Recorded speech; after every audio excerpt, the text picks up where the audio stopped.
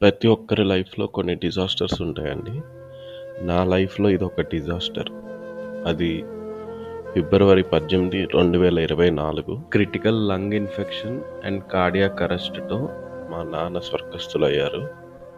ఆయన కుటుంబాన్ని విడిచి లోకాన్ని నుంచి వెళ్ళిపోయారు. ఆయన చాలా ప్రయత్నించారు. తన కుటుంబానికి అండగా ఉండాలి, మనవళ్ళతో ఇంకా ఆడుకోవాలి అని చెప్పి. నేను ఈ వీడియో వ్యూస్ కోసం అస్సలు చేయట్లేదండి. మా నాన్న యొక్క మెమరీ ఛానల్‌లో ఉంటుంది అని చెప్పి చేస్తున్నాను. అంతే. ఎవరికన్నా తప్పుగా అనిపిస్తే క్షమించండి. అందరి లైఫ్‌లో కొందరు ఉన్నంత వరకు వాళ్ళ విలువ అస్సలు తెలీదండి. ఆ కొందరిలో ఒక్కరు సంథింగ్ స్పెషల్ నాన్న. నాన్న ఉన్నంత వరకు ఆయన విలువ తెలియదు. ఎవ్వరి నాన్న వాళ్ళకి గొప్పేనండి. నాన్న లోటు పూడ్చలేనిది, తీర్చలేనిది. అది ఎవరికి వాళ్ళకే గొప్ప. మనం ప్రపంచంలో ఏ మూల ఎక్కడ ఉన్నా కానీ లోపల మనకు తెలియని ఒక చిన్న ధైర్యం ఉంటుంది. ఆ ధైర్యం ఏంటో తెలుసా అండి? నాన్న ఉన్నాడులే. మనం ఏ కండిషన్లో ఉన్నా, ఎలాంటి పని చేస్తున్నా మనకి సపోర్ట్ చేయండి, చేయనివ్వకపోండి, కానీ నాన్న ఉన్నాడు అని లోపల ఒక ధైర్యం ఉంటుంది చూసారా?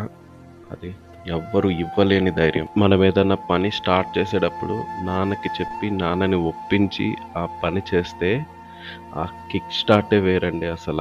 నాన్న ఒప్పుకున్నాడు, నాన్న సపోర్ట్ ఉంది, ఇంకా చాలు, అది ఎలాగన్నా సాధించేస్తాం అనే చిన్న నమ్మకం ఉంటుంది లోపల. నాన్న అంటే సపోర్ట్, నాన్న అంటే మోటివేషన్, నాన్న ఉంటే కొందంత ధైర్యం అని లోపల ఎక్కడో దాగి ఉంటాయండి ఆ ఫీలింగ్స్. కానీ మనం ఎప్పుడూ గ్రహించలేము. ఎందుకంటే మన బ్రెయిన్‌కి, మన మనసుకి నాన్న ఉంటాడులే, నాన్న ఎక్కడికి వెళ్ళిపోతాడు అని చెప్పి ఒక ధైర్యం, నమ్మకం ఉంటుంది. ఒక్కొక్కసారి పరిస్థితుల ప్రభావం, టైం బాగోనప్పుడు నాన్నతో పోట్లాడుతాం, తిడతాం, అరుస్తాం, కొన్ని రోజులు మాట్లాడుకోం కూడా అండి.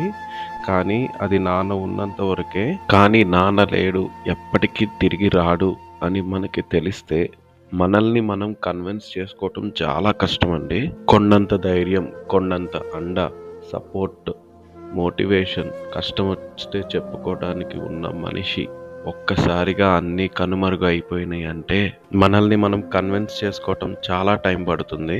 వాళ్ళు ఉన్నంత వరకు వాళ్ళ విలువ తెలియదు.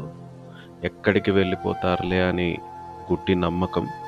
కానీ ఒక్కసారి వాళ్ళు వెళ్ళిపోయినాక వాళ్ళ విలువ తెలిసినా అది ఎందుకు ఉపయోగపడదు. వాళ్ళు ఉన్నప్పుడు, వాళ్ళ ఉన్నంత వరకు హ్యాపీ మూమెంట్స్ అన్నీ క్యాప్చర్ చేసుకోండి, మనసులో పదిలపరుచుకోండి.